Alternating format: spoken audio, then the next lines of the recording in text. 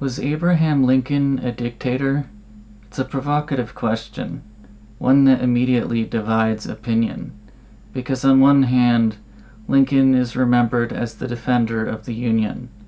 On the other, this chapter of the real Lincoln raises a more uncomfortable possibility, that in the name of saving the Constitution, he may have set aside parts of it. So the real question is not rhetorical, it is historical. What happens to limits on power when a government believes survival is at stake? To understand this question, we have to begin with the situation Lincoln faced. The country was fracturing, states were seceding, war had begun, and from the perspective of the federal government, the very existence of the Union was in doubt. In moments like this, leaders do not think in ordinary terms. They think in terms of necessity. And under that pressure, extraordinary actions were taken. According to the book, Lincoln's administration suspended habeas corpus, allowed military arrests without trial, tolerated or encouraged press suppression, expanded executive authority beyond peacetime norms. These were not small adjustments. They altered the relationship between citizens and the state, because habeas corpus, the right to not be detained without cause, is one of the oldest protections in the Anglo-American tradition. To suspend it is to say that liberty can be temporarily set aside. Now, to be fair, there is a powerful argument on the other side. Supporters of Lincoln would say the country was at war, rebellion was active, delay could be fatal, and strict adherence to peacetime law might have meant losing the Union entirely. From this perspective, these actions were not tyranny, they were survival. But critics raise a different concern, not about intentions, but about precedent, because once a government claims the authority to suspend rights in crisis, where does that authority stop?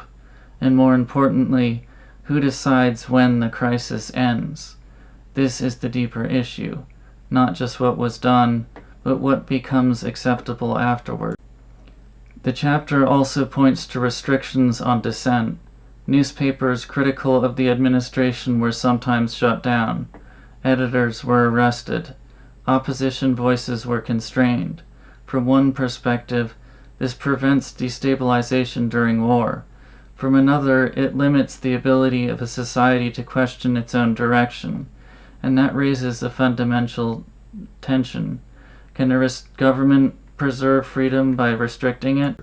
This is where the question sharpens, because even if every action was taken with sincere intent, power once used becomes easier to use again. Future leaders inherit not just authority, but examples. And in political systems, examples matter. They define what is possible. This is not unique to Lincoln. Across history, emergency powers expand in crisis, and then often they do not fully return to their previous limits. What begins as exception can become precedent.